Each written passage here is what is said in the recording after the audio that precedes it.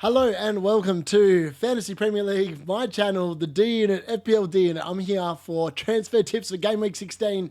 And look, the trending topic does seem to be all about defence. It's defence, defence, defence. You need Arsenal defence, you need Liverpool defence. Do you actually need any of their defences?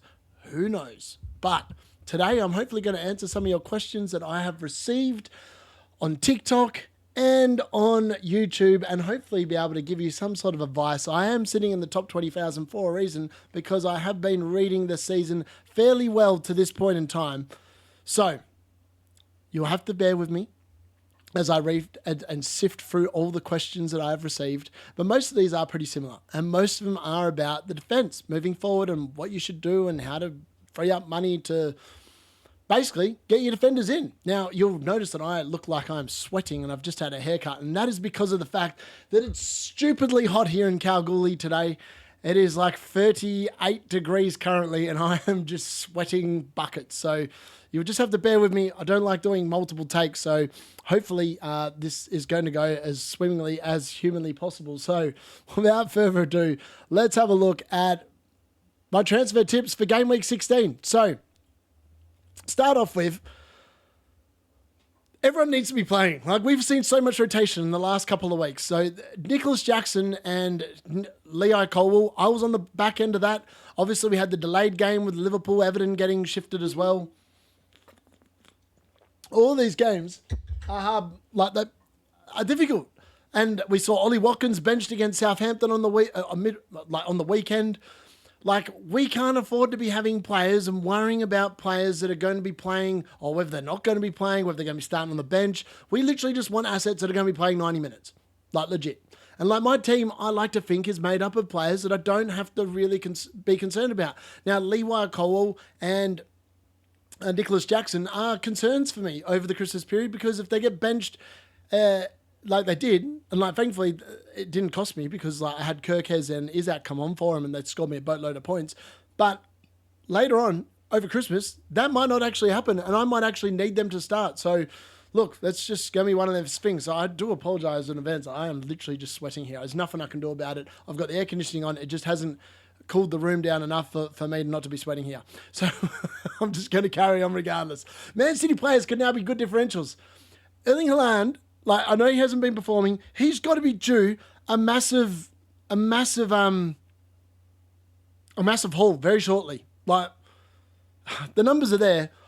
And I think if you've got him to this point, and we'll talk about him very shortly, I think you hold him and just roll with him. Lots of people selling Guardiola this week as well for like a Gabriel, a Saliba, a Van Dijk, a Trent. I'm not sure about that.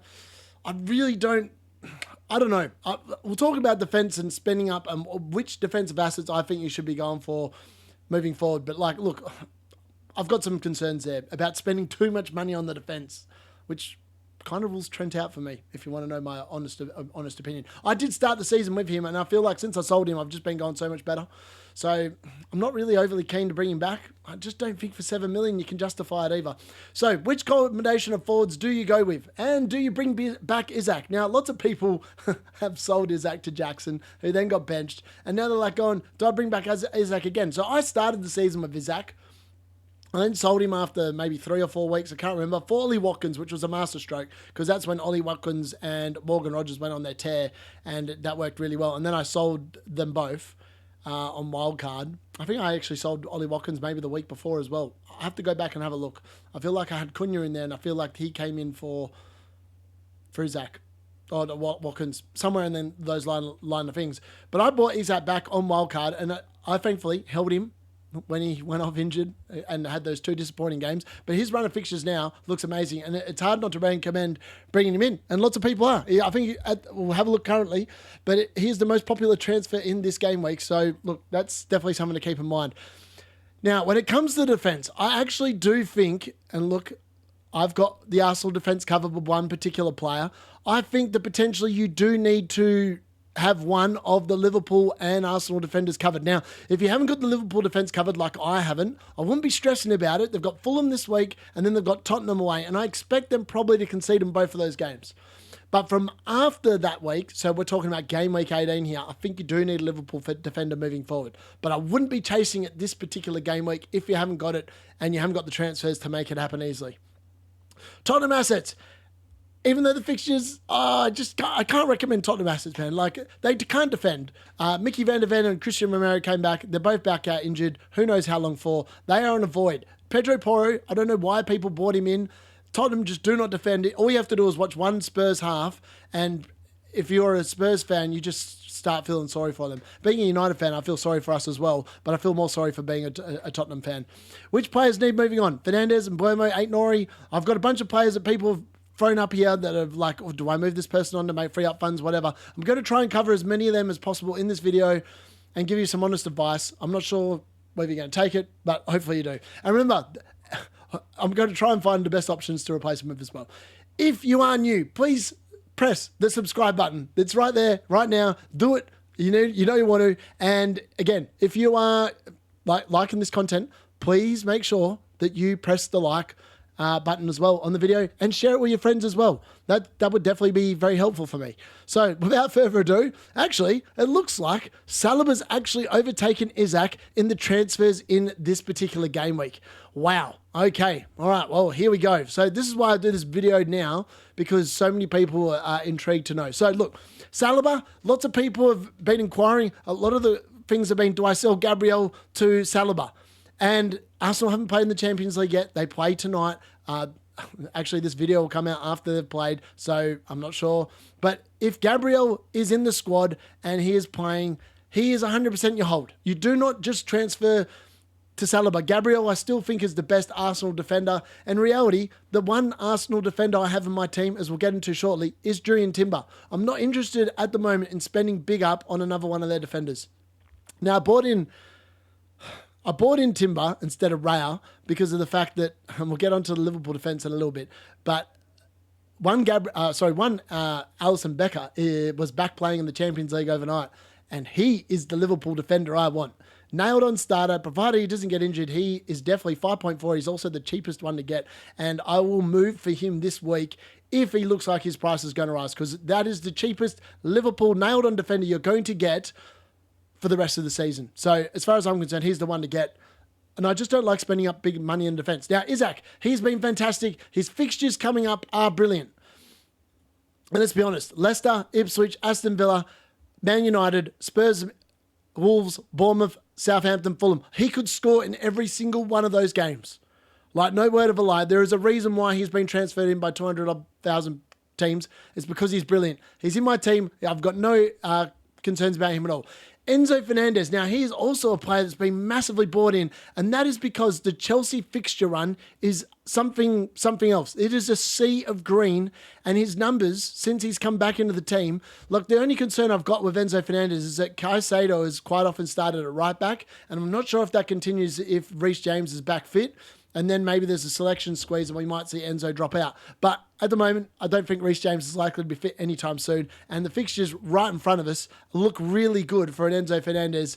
And he's definitely someone like, look, realistically, I want to hold my transfers this week and then do an Enzo, Alisson, and potentially Joe Gomez transfer next week. That I'm just forecasting. That's what I'm thinking of doing. And we'll look at why I'm looking at that a little bit later on. Cole Palmer, look, 60.8% ownership and Mo Salah 61.1%. There's a reason why these players are the most after in fantasy. They're so regular. They're just pumping out big scores for fun. Saka's obviously not far behind. He's not being brought in by as many because he's had a couple of duds the last couple of weeks. But the Arsenal run is amazing the next 3 weeks in particular. Everton at home, Crystal Palace away, Ipswich at home, Brentford away. They're going to be scoring goals in those games. And Saka's going to be involved either in scoring him himself or in terms of getting the assists. So he's definitely someone to keep in mind. And that's definitely something you need to keep in mind. Now, Chris, the Woody Woodpecker. Now, I might have gone too early on this one. I sold him when he was at 6.6 for a 0.3 million profit from his starting price at the start of the season. But if you've held him this long, I think you keep him. I honestly can't believe I'm saying this, but you keep him. Villa at home. Villa haven't been very good defensively. I know they kept a clean sheet last week, and then they've got Brentford away, Brentford like conceding goals even at the G-Tech. Spurs at home. We all know how Spurs like to play. Chris Woody Woodpecker could get a couple of Woody Pecks there. And then we've got Everton, Wolves away, and then Liverpool at home. The only game I'm actually concerned about in that run is game week 21 before game week 26. I think he's a hold. If you've got him, I wouldn't be selling him. I'm not sure if I'd be buying him yet, but he's definitely someone that I would be potentially considering moving forward. Jamie Vardy, I still think João Pedro's a better buy here. Look, lots of people, yes, he's been great for Ruud van Nistelrooy, and yes, they might score against Newcastle away, and they'll probably score against Wolves at home, but then he's got Liverpool, Man City, Aston Villa. I'm not sure about it. I'm honestly not sure about it. If I was looking at 21, 22, 23, 24, it'd be a different story. It might be a buy, but I just don't really like the next 5 weeks. There's only one really good game in there. Julian Timber, as I said, he is the player I've bought from Arsenal. I'm not sure why more people aren't jumping on. He's nailed on. He's probably their best right back and best left back all in one. I don't see him losing his place anytime soon. Now, Brian Mbeumo obviously being brought back in by lots of people that have missed the boat there. We're selling him, we're bringing him back. I actually think that Mbeumo could be a buy, but I'm not going to go too much into it. The Brentford run from here is not good the next 4 weeks. In fact, probably the next 7 weeks. After 23, you're probably bringing him back. Would be my guess. I wouldn't be really looking at Brentford assets until then. Yes, they'll probably score goals, particularly at home, but they're not a nailed-on thing. So, yeah, just keep that in mind. João Pedro, he still looks like a really good buy. Now, Cunha, I wouldn't be buying him. Yes, they have 2 amazing fixtures right in front of them. The Ipswich at home, Leicester away, but then it just gets god-awful for a very long time. I don't know. He's owned highly, and look, I'm taking him on. I sold him in game week 12, and bar game week 12, where he got 16 points, he's gone back to pretty much his XG numbers. He was outperforming him so much, it was inevitable that he was going to come back to the norm, and that's essentially what's happened here. And look, it just hasn't been happening for him the last few weeks, so I'm hoping it continues. I wouldn't be buying him. I'm unsure why he's on here. And then Virgil van Dijk and Alexander-Arnold are on this list as well. I'm going to stop it there. All these ones here, Munoz, Crystal Palace assets, you're not buying probably until game week 19. Then you roll him. He's on my list for game week 19, 100% Daniel Munoz. He's got really good attacking output. I'm hoping he doesn't rise in price because that is where I'm looking at him. And I think he'll be a great asset for me and the team moving forward. He's definitely someone I've got earmarked from Crystal Palace. He's dropped in price from the start of the year as well. And a couple of shout-outs here to Kirkes and Iwobi. Iwobi is definitely someone that I've contemplated, and I'll get into that in a little bit in terms of my team and what I'm thinking of doing. But those are the transfers in. All right, now if we go to the transfers out for the round, Danny Welbeck leads the way. So he's been disappointing. Erling Haaland, again, lots of people still realising that, the funds are better off spent elsewhere in your team. His effective ownership now is well under 10%. I know he says he's still owned by 42% of the teams, but that's because of there's millions of people that haven't looked at their teams since pretty much game week 1. So look, Erling Haaland, he's dropped below his starting price now. I think, though, you just hold him. If you've still got him, I think you hold him for this and go over for differential. If you're thinking about selling him for like maybe a sucker and then like an expensive defender, I just keep him and roll with him. He could well deliver some goals and some really good attacking returns here compared to Saka over the next 7 weeks. I wouldn't be rushing him out. And the other good thing is he plays 90 minutes every week. City don't have another forward, so you've just got to factor that in at this time of the year. It's definitely something you probably should be looking at moving forward. Gabriel, as I said, he's a hold. Until we know for certain, if he plays tonight, he's 100% you keep and you roll. And of all the other Arsenal defenders, other than Timber, he's the one that you want. He's got the most set-piece threat for the season. He's much higher than Saliba. I know he's scored twice in the last 2 weeks.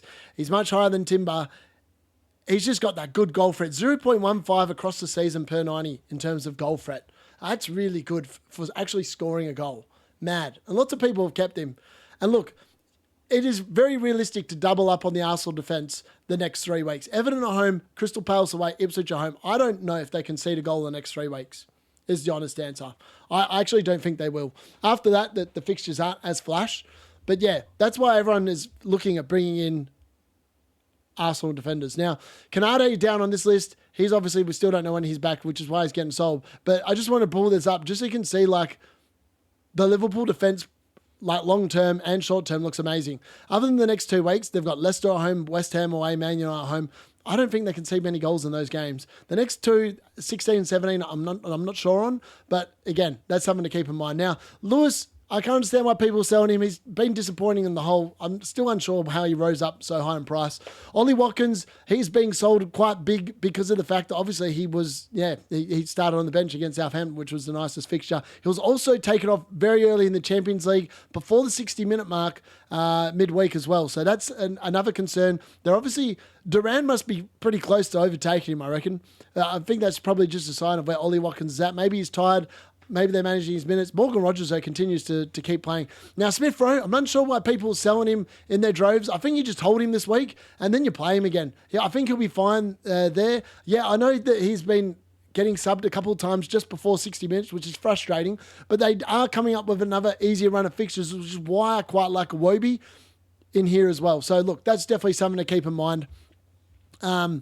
Guardiol, again, he's dropped in price. I'm not sure why people are selling him. And Nicholas Jackson. Why are people selling Isak? That people probably sold Isak to Jackson, and now they're probably selling Jackson back to Isak. I don't get that. Brian Mbeumo, again, Brentford, he was obviously back at it on the weekend, and he had some decent numbers, 0.38, 0.36. He was back to more of what we expect from Brian Mbeumo. He's dropped massively in ownership, down to 29% now. And look, he probably realistically won't get that many returns over the next 7 weeks. So I think he is probably a sell. Now, Bruno Fernandes, on the other hand, I think he's a hold. I think he can even play in this week, as I'm going to against Man City. He's always starting. He's a guaranteed starter under Ruben Amorim, and he's generally been getting returns fairly well since he started getting them back in game week 10. He's had 2 blanks in 6 weeks. So that's not too bad. And the weeks he is getting points, he's getting at least 9. So that's decent numbers. 15% ownership. He's actually a really good differential now as well. And I quite like him for that particular reason. Luis Diaz, yeah, I don't blame people for selling him. I think people are jumping a bit too quick on selling Mazraoui. Rashford, yeah, I get it. He looked good, but I don't think he's actually going to be the starting number 9. And Cunha, people are starting to jump off early. Yes, the fixture's changing too, but I think you hold him for Ipswich and Leicester. I wouldn't be selling him this week or next week, and you'd be holding him from there. Rogers, I understand why people are getting a little bit frustrated there. He's on 4 yellow cards now for the season as well, which makes it a little bit more tricky. He might miss a game. He could well get booked this week, and then he's missing a game that you may require him for, so I do understand that. And yeah, the rest, I'm not really going to cover too much. But now we're going to get into some questions and my team as well. So look, we'll go back to my team here. So look, I have 0.1 in the bank. I've got 2 free transfers, which is why I want to hold it for 3. So with my 3 transfers, this is ideally what I'm going to do next week with some luck. So provided prices don't change. So Matoma's going to go out. I actually thought about doing this transfer this week, and this might actually be the case. So I can add a Iwobi here. I'm not too much of a fan of selling Mitoma, and the only reason why I'm buying a Iwobi here is because of the fact I would then have an easy benching selection this week. Iwobi starts on the bench. Now, Iwobi's numbers this season have been absolutely crazy, and I am aware of that Southampton game. So 0.13 expected goals, 0.22 expected assists. He has been massively outscoring what he's been producing. He's up to 76 points for the season, which is mad for 5.7 mil.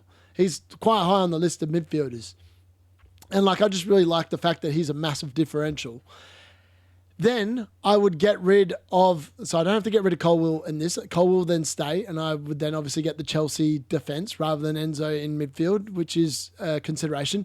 So in Verbruggen, I would then get rid of him for Alisson, who, as I said, sorry, my bad. It doesn't show up when you do it like that. So A. Becker, 5.4. I've then got 0 million left in the bank. That would be my moves this week. Now, that's what I'm actively thinking of doing if Alisson Becker looks like he's going to rise in price. If he doesn't, then I'm probably rolling with the transfer and I'm going to do it next week. Now, if it goes to next week, it changes, provided these players don't change in value. So Enzo's probably then going to come in instead, and I'll roll Mitoma this week, and I'll probably bench João Pedro or Bruno Fernandes. And Colwill will come out, and that leaves me with 5.2. And this way, I can actually get a Gomez in. and leaves you 0.3 in the bank. Now, in this particular lineup, I would be doubling up on the Liverpool defence, and I'm not too concerned if like Gomez is a bit of a rotation risk because I've got plenty of other defenders there that can play. I've covered the Arsenal defence. I then can pivot from Bruno Fernandes to an Odegaard if I don't like it, or I can go Jackson to a Havertz depending on the fixtures and how it works. That's what I really like. It just allows me to be a bit more flexible, which is why I'm not sold on making any transfers this week. Like I love the Iwobi and Alisson one, but I also like the fact I can hold it and next week roll with this, and I then have 0.3 in the bank depending on what else I need to do. Like, and that means that when Aït-Nouri's fixtures run out, Munoz is an easy buy. Like I'll be able to afford it, no problem at all. And then like other things as well. I'm not sure where else I would go, but it just allows me to a little bit more leniency, a little bit more movement. I might be the fact that Timber, I might be able to get up to like a Gabriel at some point as well with another little trade here or there.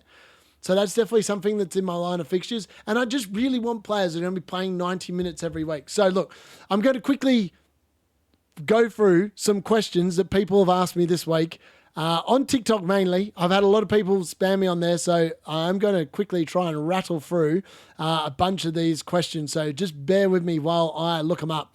So some of the questions we have had this week are, all right, sorry, my bad.